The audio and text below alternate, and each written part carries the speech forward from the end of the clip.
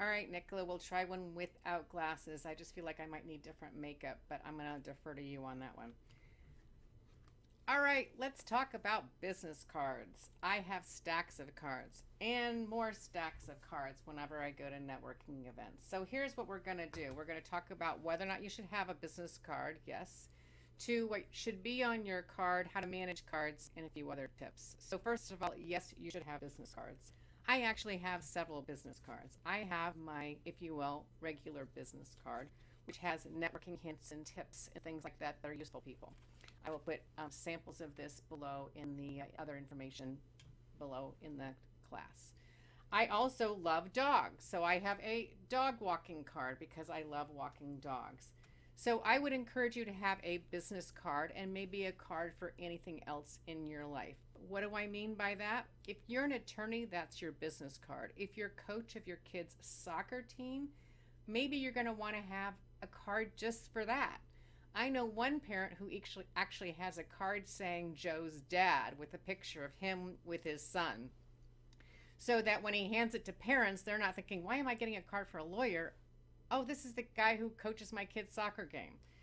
So you definitely want to have business cards. Your business cards should be legible. A lot of business cards are an eye test, and I know my little hints card is a bit of an eye test, but you want to be sure your contact information and your email, phone number information is easy to read. If you have a corporate card, you can't do a lot about this. But I also encourage you to have what I can be called a LinkedIn card or a networking card that simply has your name, your email, your phone number, and perhaps your LinkedIn link or something about you. If you're an artist or a musician or a dog walker or a speaker or whatever it might be, have a different card for that. When you get cards at events, I am not a fan of, oh, here's my card and I hand them out and I force them to people. No, I wait until I'm having a nice conversation with people. I do offer my card because people have really found this card useful. So if you can do something similar to a tips card, I would encourage you to do that. But I have found that people have said to me, wow, this is really useful information. And they keep it and they like it and they comment about it. So when you give a card, it's thoughtful when somebody else gets a card, gives a card back to you, but sometimes they don't have a card. So I actually have created blank cards for this situation. You may or may not do this, but if you're a power networker and you go to a lot of events, and as a speaker, I do this because it's a courtesy. I have cards that are just simply blank, where somebody can actually fill in the information of their name, email, and phone number so they can hand these out to other people because they don't have a card with them. Sometimes they're students, sometimes they just simply forgot their cards, whatever it might be, I keep those with me.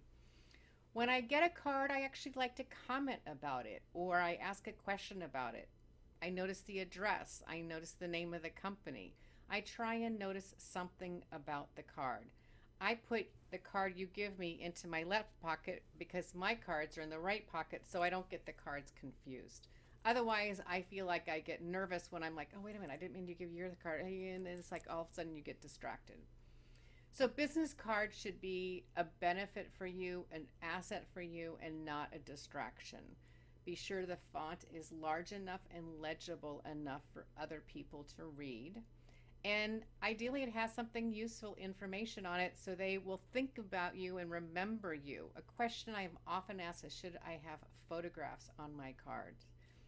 I think it works for you. It depends on if that's helpful for you. It used to be only real estate brokers or people who worked at Kodak had cards with pictures.